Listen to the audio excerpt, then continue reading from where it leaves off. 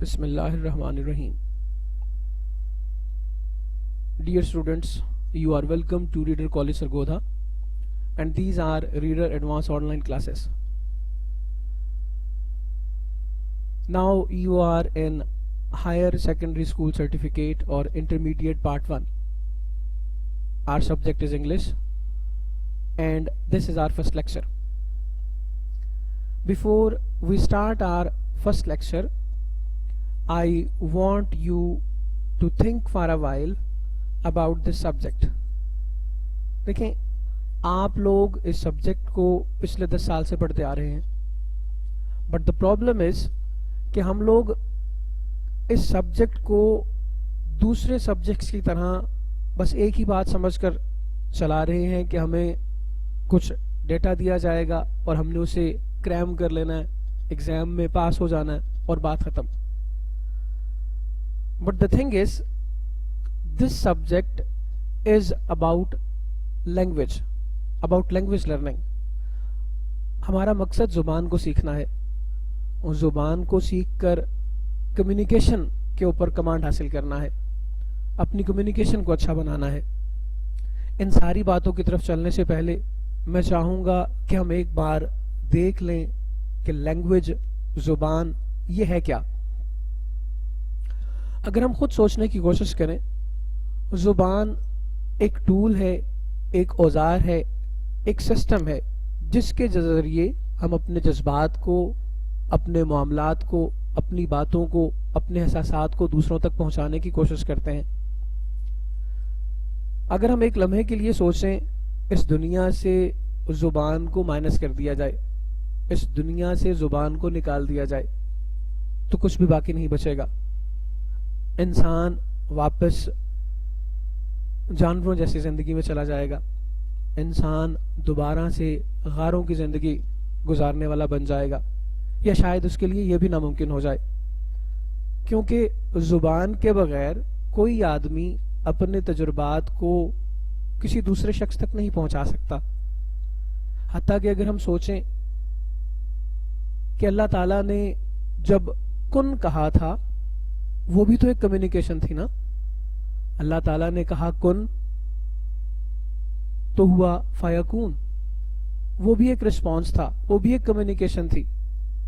मतलब यह है कि अगर लैंग्वेज, अगर कम्युनिकेशन माइनस कर दी जाए इस दुनिया से, तो हमारे पास कुछ भी नहीं बचेगा. चलें देखते हैं लैंग्वेज वर्ड को मुख्तलिफ तरीके से किस तरह डिफाइन किया जा सकता है. ऑक्सफोर्ड डिक्शनरी लैंग्वेज को यूं डिफाइन करती है: the method of human communication, either spoken और written, consisting of the use of the words in a structured and conventional way. Important बात क्या है इसमें देखने के लिए, ये एक मेथड है, तरीका है इंसानों के कम्युनिकेट करने का, इंसानों के बातचीत करने का. ईदर स्पोकन और रिटन, ये लिखा हुआ भी हो सकता है, बोला हुआ भी हो सकता है. Consisting of the use of words, अल्फाज का इस्तेमाल होगा इसमें. इन a structured and conventional way, ये सबसे ज्यादा जरूरी बातें हैं, स्ट्रक्चर्ड एंड कन्वेंशनल वे. जब हम आगे अपनी क्लासेस को चलाते हैं तो मैं आपको बताऊंगा, एक उस्ताद होने के नाते, बीइंग अ टीचर, मेरे फराइज क्या होंगे. मैंने जो चीजें आप लोगों को सिखानी है वो यही स्ट्रक्चर्स और यही कन्वेंशंस होंगी. लैंग्वेज इज अ सिस्टम, अगली डेफिनेशन की तरफ मैं जा रहा हूँ. ब्रिटानिका एनसाइक्लोपीडिया, ये एक सोर्स है इंफॉर्मेशन का. इन्होंने कैसे डिफाइन किया लैंग्वेज को? Language is a system of conventional और written symbols bye means of which human beings as members of social groups and participants in its culture communicate. क्या मतलब है इस बात का? ऐसा निज़ाम है जुबान जो कन्वेंशनल है, अगेन रिवायत पर मबनी है, और रिटन सिंबल्स या फिर लिखे गए सिंबल्स, जैसे इस वक्त भी आप स्क्रीन पर देख सकते हैं, जिन्हें हम लेटर्स बोलते हैं. बेसिकली ये कुछ सिंबल्स है ना, जिनके जरिए हम कुछ सीखने की कोशिश करते हैं. बस symbols bye means of which human beings as member of social groups and participants in its culture. मतलब क्या है कि कल्चर टू कल्चर, एक इलाके से दूसरे इलाके को तब्दील करने से जुबान یا یہ سمبلس جو لکھے ہوئے بھی ہو سکتے ہیں, بولے ہوئے بھی ہو سکتے ہیں, یہ تبدیل ہو سکتے ہیں. چلیں ان دونوں باتوں کو کل ملا کر کنکلوڈ کرتے ہیں کہ لینگویج ہو کیا سکتی ہے. Language is a system of communication اور arbitrary vocal sounds by means of which human beings communicate and interact with each other in their everyday life. سادہ سی بات, اگر اردو میں اس بات کو میں سمجھانے کی کوشش کروں کہ لینگویج زبان ایک ایسا نظام ہے جس کے اندر آواز بھی ہو سکتی ہے, ریٹن سمبلز بھی ہو سکتے ہیں, اور اس کے ذریعے لوگ اپنی روٹین لائف میں, ایوری ڈے لائف میں ایک دوسرے سے کمیونیکیٹ کرتے ہیں.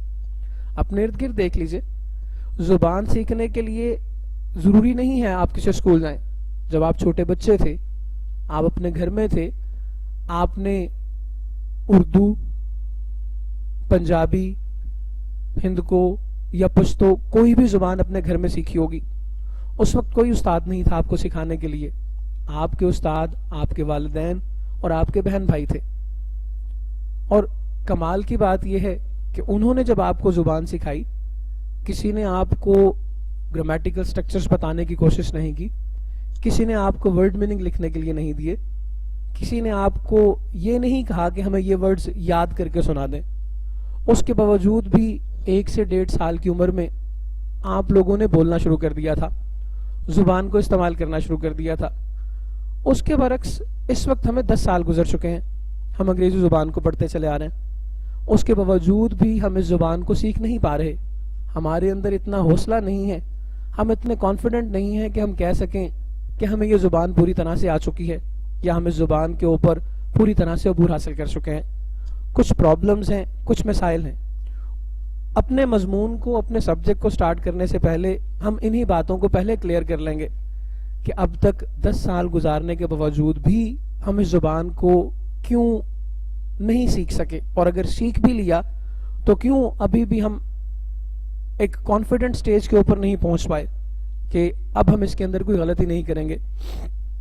دیکھتے ہیں اس کلاس میں, اس سبجیکٹ میں ہمارے آبجیکٹیوز کیا ہوں گے اور ان آبجیکٹیوز کو ہم کس طرح سے حاصل کریں گے. اگر آبجیکٹیوز کی بات کی جائے, ہماری سب سے پہلی بات کیا ہوگی؟ Language learning. ہم نے زبان سیکھنی ہے.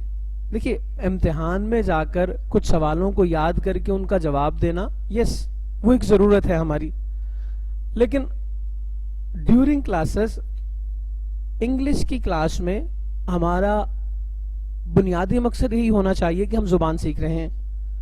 ہم ہر لیکچر کے بعد, ہر کلاس کے بعد کم از کم ایک بار یہ بات ضرور سوچیں کہ آج ہم نے انگریزی زبان کے اندر نیا کیا سیکھا اور ہم اس کو اپنی زندگی میں کس طرح سے استعمال کر سکتے ہیں.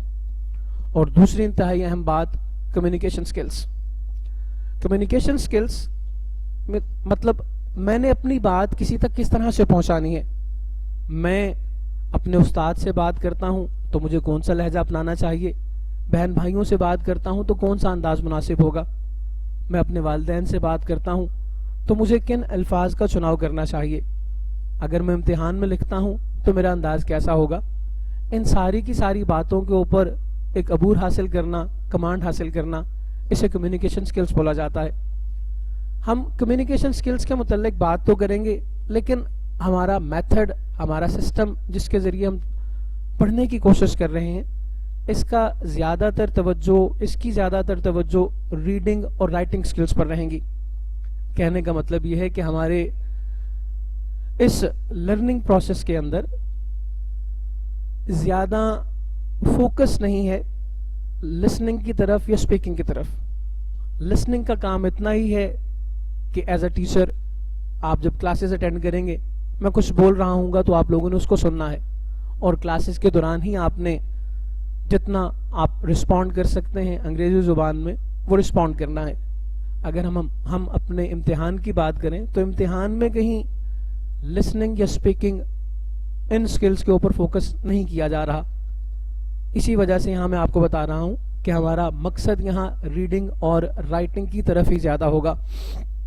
ہم اپنے ان مقاصد کو, ان باتوں کو حاصل کس طرح سے کریں گے؟ ایک طریقہ ہے زبان سکھانے کا جسے کہا جاتا ہے grammar translation method. Grammar translation method. مطلب جیسے اس وقت میں آپ لوگوں کے سامنے اردو زبان بھی استعمال کر رہا ہوں اور انگریزی زبان میں بھی بولنے کی کوشش کر رہا ہوں. گرامر ٹرانسلیشن میتھڈ زبان سیکھنے کا ایک طریقہ ہے جس کے اندر ہم اپنی مادری زبان اور اس کے ساتھ ساتھ جس زبان کو سیکھنا ہو اسے بھی استعمال کیا جاتا ہے.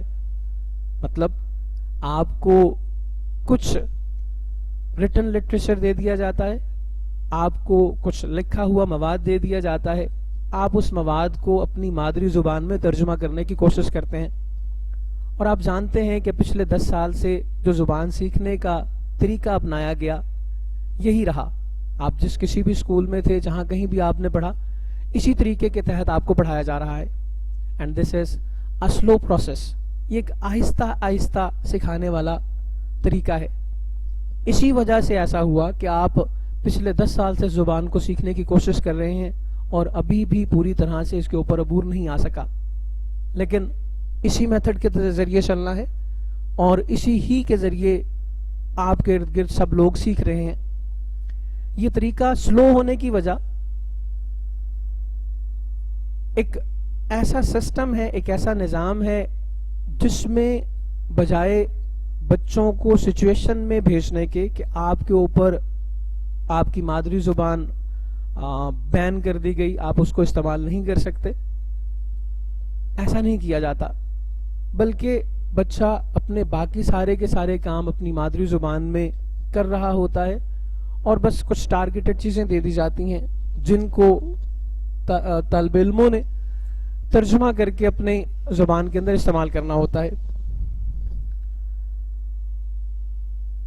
اگر ہم آگے بڑھیں تو میں آپ کو بتانا چاہوں گا کہ اس مضمون کو پڑھتے ہوئے ہمارا سلیبس کیا ہوگا, وہ کیا انداز ہوگا, وہ کیا طریقہ ہوگا, وہ کیا مٹیریل ہوں گے جو ہمیں دیے جائیں گے اس زبان کو سیکھنے کے لیے. ہمیں سمجھنا ہے کہ ہمارے اس سبجیکٹ کے 2 حصے ہیں. ہمیں جو سلیبس دیا گیا ہے اس کو 2 حصوں میں تقسیم کر دیا گیا, پیپر اے اور پیپر بی. پیپر اے, اس کے اندر کچھ لٹریچر ہے, شارٹ سٹوریز ہیں, 1 ایکٹ پلیز ہیں اور کچھ پوئمز ہیں. ہم ان کے متعلق کچھ انٹروڈکشن ابھی کچھ دیر کے بعد دیکھیں گے. ابھی فی الحال ہم جان لیتے ہیں کہ ہمارے پاس بکس ہیں. شارٹ سٹوریز کے لیے بک 1 15 چیپٹر ہیں اس کے اندر شارٹ سٹوریز. دین بک 3 ہے, 3 1 ایکٹ پلیز ہیں. یہ کیا ہوتے ہیں ہم ابھی ڈسکس کریں گے تھوڑی دیر میں. اور 20 پوئمز ہیں ہمارے پاس جو ہم نے پڑھنی ہیں. اگر ہم بی پیپر کی بات کریں, لیٹر اور اپلیکیشن رائٹنگ ہے, مورل سٹوریز ہیں, پیئر آف ورڈز ہیں اور یوز آف ورب. ان چیزوں کے متعلق کوئی ریٹن, کوئی فکسڈ مٹیریل ہمیں پرووائڈ نہیں کیا گیا. کوئی بھی ٹاپک ہو سکتا ہے جس کے متعلق ہمیں لیٹر لکھنے کے لیے کہا جا سکتا ہے. کسی بھی انداز سے ہمیں اپنے کالج کے پرنسپل کو اپلیکیشن لکھنے کے لیے کہا جا سکتا ہے. مورل سٹوریز کے لیے ہمیں سٹوریز یاد کرنا ہے, سٹوری لکھنے کا طریقہ ہم نے سیکھنا ہے اور ہمیں ایک مورل دے دیا جاتا ہے پیپر میں جس کے متعلق ہم نے کہانی لکھنی ہے. پیئرز آف ورڈز آپ میٹرک میں بھی یاد کرتے رہے.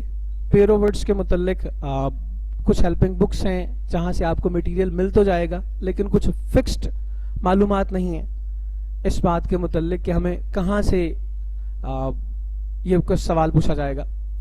اور use of verbs means tenses ہم لوگوں کو کلیئر ہونے چاہیے.